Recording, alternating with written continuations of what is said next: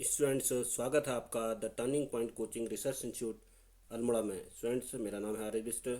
Students, हमने काली नदी तंत्र और पंचेश्वर डैम का पार्ट फर्स्ट हमने पढ़ा। आज हम काली नदी और पंचेश्वर डैम का पार्ट टू का अध्ययन यहाँ पर करेंगे। स्टूडेंट्स, मैंने पार्ट वन में बताया कि पंचेश्वर नामक स्थान पर सरयू नदी काली नदी में मिल जाती है। और मैंने आपको बताया था स्टूडेंट्स, सरयू नदी बागेश्वर के दक्षिण पश्चिम में स्थित सरमूल यानी कि झुंडी नामक स्थान से निकलती है। और इसकी एक जो सहायक नदी है गोमती, वह जो है डेबरा श्रेणी से निकलती है। और उसके बाद स्टूडेंट्स, सरयू नदी का जो संगम होता है काली नदी से, वो पंचेश्वर नामक जगह पर होता है। स्टूडेंट्स, पंचेश्वर नामक स्थान पर एक पंचेश्वर मंदिर है। और यह बिल्कुल बिल्कुल आप यहाँ पर स्टूडेंट्स जैसे गाइस आप देख रहे हैं पंचेश्वर मंदिर, ये पंचेश्वर मंदिर की स्टूडेंट्स लोकेशन है। और स्टूडेंट्स, यह जो मंदिर है ये शिव का मंदिर है। और स्टूडेंट्स, इसे चामू या चौमू का मंदिर भी इसे कहा जाता है। और यह मंदिर पशु रक्षक के रूप में पूजा जाता है। तो आपसे स्टूडेंट्स परीक्षा में पूछा जा सकता है कि पंचेश्वर का जो मंदिर है किससे संबंधित है? पशु रक्षक से संबंधित है। उसके बाद स्टूडेंट्स, अब मैं स्टूडेंट्स यहाँ पर जो अंतिम नदी सरयू के साथ मिलती है स्टूडेंट्स, दाहिनी तरफ से जो अंतिम नदी मिलती है दाहिनी तरफ से, स्टूडेंट्स एक जगह यहाँ पर आप देख रहे हैं। यह जो जगह है आप देख रहे हैं नैनीताल और अल्मोड़ा, ये अल्मोड़ा है स्टूडेंट, ये नैनीताल है। और चंपावत के मिलन बिंदु गजार से एक नदी निकलती है स्टूडेंट्स जिसका नाम है लधिया नदी। और स्टूडेंट्स, यह लधिया नदी काली नदी में मिलने वाली दाहिनी ओर से अंतिम नदी है। और स्टूडेंट्स, यह नदी काली नदी में चूका नाम स्थान पर मिलती है। स्टूडेंट, किस स्थान पर मैंने बोला स्टूडेंट्स कि लधिया नदी काली नदी से चूका नाम स्थान पर अपना संगम बनाती है। स्टूडेंट्स, ये आपकी काली नदी है और ये स्थान जो है चूका नदी है। और स्टूडेंट्स, ये जो लधिया नदी का जो उद्गम है ये आपका नैनीताल, अल्मोड़ा और चंपावत का जो मिलन बिंदु, इस जगह को बोलते हैं गजार। और स्टूडेंट्स, ये जो गजार का जो बिंदु है ये देवधुरा से कुछ ही दूरी पर ये बिंदु है। और स्टूडेंट, आप जानते हैं कि देवधुरा में बारही माँ का एक प्रसिद्ध मंदिर है।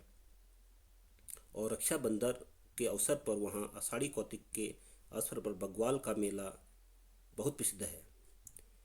स्टूडेंट्स, इसके बाद आपको मैं कुछ नेपाल से आने वाली कुछ नदियों के नाम आप नोट करना चाहते हैं नोट कर सकते हैं, जो बाईं ओर से मिलती हैं। इसमें एक स्टूडेंट्स है रूपाली गाड़, तो इसको नोट करेंगे रूपाली गाड़। दूसरी नदी है जो नेपाल की तरफ से आती है रामगुल। और एक नदी इसमें और आके मिलती है स्टूडेंट्स रूपाली गाड़। और एक नदी और स्टूडेंट्स में वह है चमेलिया। ये तीन नदियां जो है नेपाल की तरफ से आके काली नदी में मिलती हैं, मतलब बाईं ओर से मिलने वाली नेपाल की तरफ से आने वाली नदियां हैं स्टूडेंट्स। और भी छोटी बड़ी नदियां मिलती हैं। तो मैंने मुख्यतः एक तो चमेलिया नदी के बारे में बताया आपको जो नेपाल की तरफ से मिलती हैं। दूसरा रूपाली गाड़ में जो पंचेश्वर डैम बन रहा है, तो रूपाली गाड़ में भी एक डैम बन रहा है 240 मेगावाट क्षमता का एक डैम बनाया जा रहा है। अब जब हम बात करते हैं आगे कि जैसे ही ये नदी आगे बढ़ती है तो स्टूडेंट्स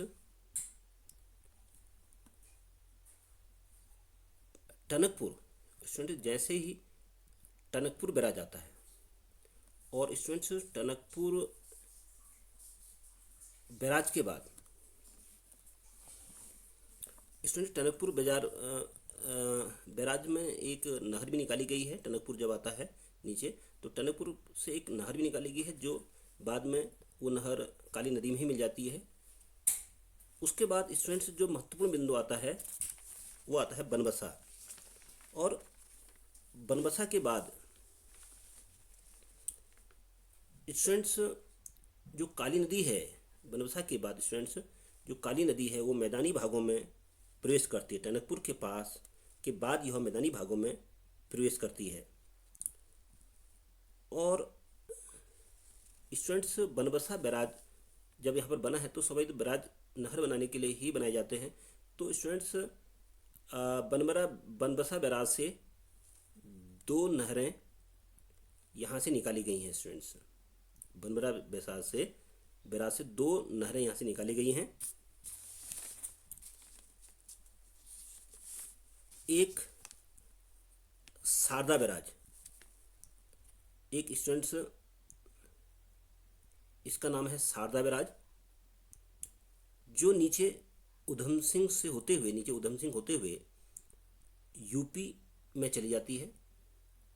क्योंकि स्टूडेंट टनकपुर के बाद काली नदी को शारदा के नाम से ही जाना जाता है, तो इसलिए स्टूडेंट्स इस जो नहर निकाली गई है जो उधम सिंह से यूपी में प्रवेश करती है, उस नहर का नाम है शारदा मुख्य नहर। और दूसरी नहर स्टूडेंट्स यहाँ से इलाका नेपाल का शुरू हो जाता है, मतलब यहाँ से पूर्व का जो इलाका है नेपाल को शुरू हो जाता है। यहाँ से जो दूसरी नहर स्टूडेंट निकाली गई है बनबसा बैराज से, इसका नाम है महाकाली सिंचाई नहर। दूसरी नहर इसमें निकाली गई है महाकाली सिंचाई नहर। भले ही बाद में स्टूडेंट्स ये जो महाकाली सिंचाई नहर है बाद में ये काली नदी में ही मिल जाती है, काली नदी में ही मिल जाती है।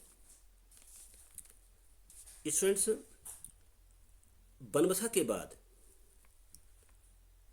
यह नदी नेपाल के महेंद्रनगर में पहुंचती है। और स्टूडेंट्स महेंद्रनगर में बहने के बाद यहाँ पर स्टूडेंट्स जैसे ये नदी पहुंचती है तो ये इलाका जो है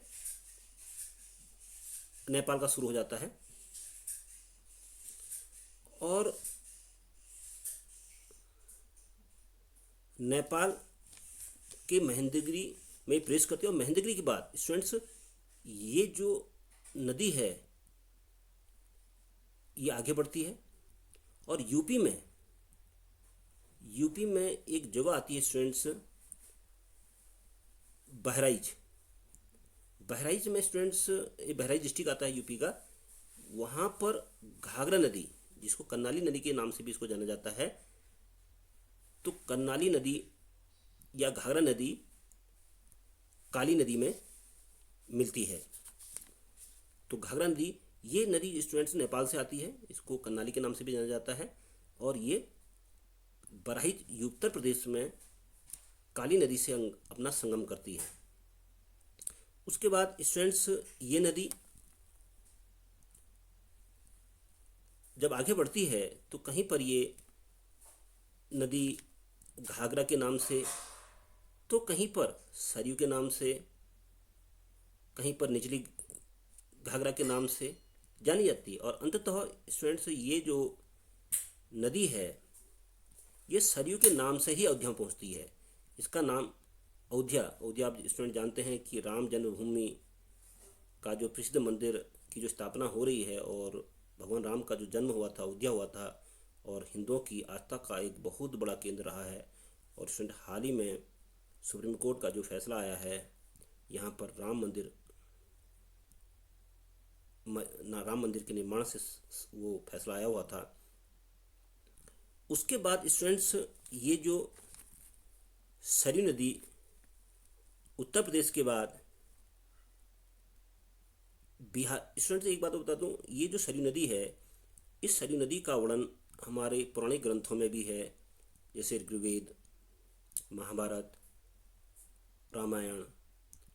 इन ग्रंथों में सरयू नदी का उल्लेख है और उन ग्रंथों में सरयू नदी को पवित्रतम नदी बताया गया है। तो शायद स्टूडेंट्स इसीलिए सरयू नदी को, जो उत्तराखंड की जो सरयू नदी है और यहाँ पर भी जो सरयू नदी है, इसको पवित्रतम नदी बताया गया है। उसके बाद ये नदी सरयू नदी स्टूडेंट्स बिहार में के छपरा ज़िले में, स्टूडेंट जब ये बिहार के छपरा ज़िले में आगे बढ़ती है, यहाँ पर स्टूडेंट बिहार का, यूपी के बाद बिहार का इलाका शुरू हो जाता है और बिहार के छपरा ज़िले में यह नदी घाघरा के नाम से ये जो नदी है जो सरयू के नाम से आगे बढ़ रही थी, अब जो गंगा में घाघरा के नाम से गंगा नदी मिलती है। किस नदी के नाम से मैंने स्टूडेंट बताया? घाघरा नदी के नाम से गंगा नदी में समाहित हो जाती है। तो स्टूडेंट्स, तो इस तरह से आपने पूरा जो काली तंत्र है उसको समझा स्टूडेंट्स। उसके बाद स्टूडेंट्स हम आपको पीछे ले चलते हैं। जो मुख्य बिंदु हमारा स्टूडेंट्स है,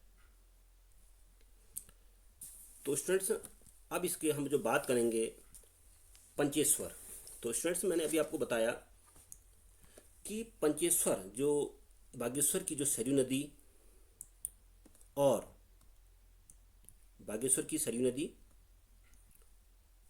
और काली नदी पंचेश्वर नामक स्थान पर अपना संगम बनाती हैं। और स्टूडेंट्स पंचेश्वर से लगभग, मैंने स्टूडेंट्स अभी आपको बताया, लगभग 2.5 किलोमीटर, स्टूडेंट्स लगभग 2.5 किलोमीटर दूरी पर पंचेश्वर बांध का निर्माण कार्य किया जा रहा है। स्टूडेंट्स पंचेश्वर डैम का निर्माण कार्य 2018 से शुरू हुआ। 2018 से शुरू हुआ। और स्टूडेंट्स नेपाल और भारत के बीच में जो महाकाली संधि हुई वो 1900 फरवरी, जो महाकाली हुई संधि भारत और नेपाल के बीच में हुई स्टूडेंट्स, वह 1996 में हुई। फरवरी 1996 में भारत और नेपाल के बीच में टनकपुर बैराज, बनबरसा बैराज और पंचेश्वर डैम के बारे में जो संधि हुई, महाकाली संधि को जिस नाम से जाना जाता है, वो संधि हुई फरवरी 1996 में। स्टूडेंट्स ये जो पंचेश्वर डैम है, इसकी जो क्षमता, जहाँ पर चंपावत में सरयू और काली नदी से पंचेश्वर से 2.5 किलोमीटर नीचे जहाँ पर इस डैम का निर्माण किया जा रहा है, और इस पंचेश्वर बांध की जो क्षमता बताई जा रही है स्टूडेंट्स, वो बताई जा रही है 6,480 मेगावाट। और इसी पंचेश्वर बांध के से 81 किलोमीटर नीचे रूपाली गाड़ में भी स्टूडेंट्स एक डैम बनाया जा रहा है। मतलब 25 किलोमीटर नीचे है स्टूडेंट्स, 81 मीटर ऊंचा एक बांध बनाया जा रहा है, 25 किलोमीटर नीचे है पंचेश्वर बांध से। और उसकी क्षमता स्टूडेंट बताई जा रही है 240 मेगावाट बताई जा रही है स्टूडेंट्स। तो कुल मिला के जो पंचेश्वर डैम की जो कुल क्षमता है 8 4 12 4 2 7 और 6,720 मेगावाट स्टूडेंट्स इस पंचेश्वर बांध की क्षमता बताई जा रही है। स्टूडेंट्स पहले 2018 से इसमें काम चल रहा था। 2020 में भारत और नेपाल के संबंध काला पानी को लेके बहुत खराब हुए, क्योंकि चाइना के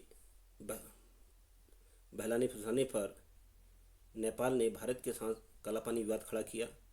और उसके बाद स्टूडेंट्स इसका कार्य बहुत ही धीमा पड़ गया। अभी तक मात्र स्टूडेंट्स इसमें कुछ पेड़ों की गिनती, जो पुनर्वास जिन लोगों का होना है उनकी लिस्ट तैयार हुई है नेपाल की तरफ से, और भारत की तरफ से 2 सुरंगें यहाँ पर बनी हुई हैं। अभी काम, जब से भारत और नेपाल के बीच संबंध खराब हुए हैं 2020 से, तो इसमें काम रुका हुआ है।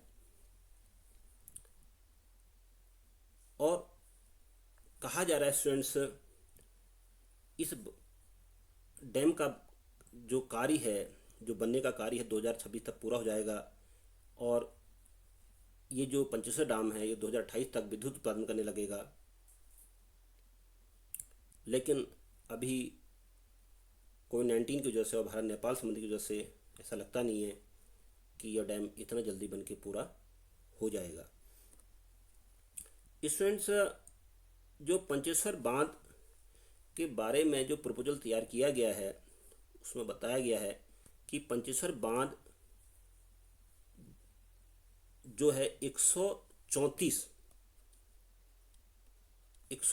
वर्ग किलोमीटर इलाके में जो है पूरी तरह से पानी में डूब जाएगा। 134 वर्ग किलोमीटर इलाका पानी में डूब जाएगा। और स्टूडेंट्स, कजाकिस्तान में एक बांध बना हुआ है, उसकी ऊंचाई 335 मीटर है और इस बांध की ऊंचाई 315 मीटर बताई जा रही है।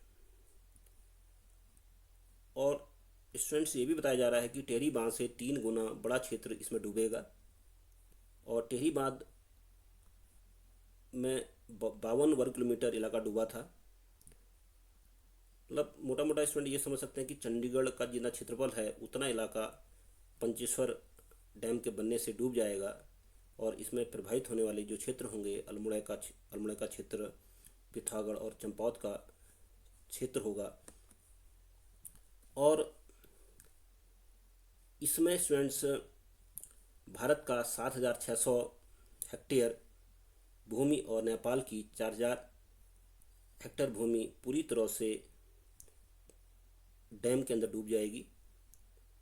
और इस प्रकार स्टूडेंट्स भारत की कुल 7,600 हेक्टेयर भूमि और नेपाल की 4,000 हेक्टेयर भूमि का यहाँ पर अधिग्रहण किया जा रहा है। स्टूडेंट्स, इस बांध की जो विस्तृत रिपोर्ट बनाई गई थी 1995 में, इस बांध की विस्तृत रिपोर्ट बनाई गई थी।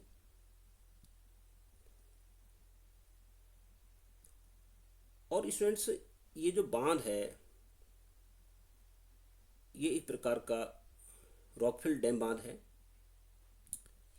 भारत के लगभग स्टूडेंट बताया जा रहा है कि 2.2 लगभग भारत के 2.59 लाख हेक्टेयर 2.5 लाख हेक्टेयर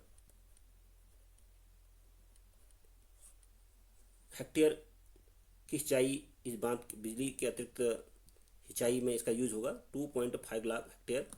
और नेपाल की कुल 1.70 लाख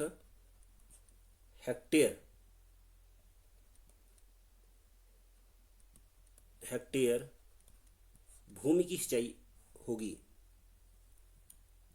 और स्टूडेंट्स, इस बांध के बनने से उत्तराखंड के 122 गांवों के 29,000 परिवारों को यहाँ पर विस्थापित किया जा रहा है, जिसमें नेपाल के वैतरणी और जो दार्चुला जो जिला है वहाँ से भी हज़ारों लोगों को यहाँ से विस्थापित किया जा रहा है। तो कुल मिला के स्टूडेंट्स बताया जा रहा है कि भारत के 67% भारत के और 33% नेपाल के लोग इस डैम के बनने से पूरी तरह विस्थापित हो जाएंगे। और खुद स्टूडेंट्स पंचेश्वर डैम, झूला पुल, झूला घाट और जो वहाँ पर झूला घाट की जो मार्केट है पूरी तरह से वो इलाका जलमग्न हो जाएगा। तो क्वेश्चन खड़ा होता है कि क्या इतना बड़ा डैम क्या पर्यावरण के लिए अनुकूल है? स्टूडेंट्स, आप क्या सोचते हैं इसके बारे में? अपनी राय हमें जरूर बताइए। स्टूडेंट, हम मानते हैं कि भारत को ऊर्जा की बहुत बड़ी ज़रूरत है, लेकिन क्या स्टूडेंट्स ऊर्जा की आवश्यकता के अन्य माध्यम जैसे सोलर ऊर्जा, विंड ऊर्जा और अन्य जो न्यूक्लियर ऊर्जा है, क्या इसका एक अच्छा वैकल्पिक स्रोत नहीं होगा? क्या स्टूडेंट जब तक ये बात बनेगा तब तक क्या इससे इससे अच्छी टेक्नोलॉजी क्या नहीं आ जाएगी? कहीं ऐसा तो नहीं होगा कि इस डैम को बनाने के बाद हमें पछताना पड़ेगा, क्योंकि उससे इससे सस्ती भी, क्योंकि जो पंचेश्वर डैम की जो बिजली की लागत आएगी स्टूडेंट्स, 7 रुपया पर यूनिट के हिसाब से यहाँ पर लागत आएगी, इतना खर्चा यहाँ पर आएगा। तो क्या पता इससे सस्ती बिजली बन जाए और पर्यावरण को भी संकट पैदा न हो, क्योंकि स्टूडेंट्स आप जानते हैं ये जो डैम बन रहा है ये मध्य हिमालय में बन रहा है, और स्टूडेंट्स जानते हैं कि मध्य हिमालय और पूरा हिमालय क्षेत्र भूकंपीय जोन से बहुत ही संवेदनशील है, और यहाँ का जो इकोसिस्टम है, और जब डैम यहाँ पर बनेगा इसका अपवार्ड क्षेत्र और डाउन स्ट्रीम में जब पानी कम होगा तो उसके इकोसिस्टम पर क्या प्रभाव पड़ेगा, ये एक चिंता का विषय है। क्योंकि स्टूडेंट्स जानते हैं कि अब आज से 5 करोड़ वर्ष पहले भारतीय प्लेट यूरेशियन प्लेट से टकराई और इसी से हिमालय की उत्पत्ति हुई।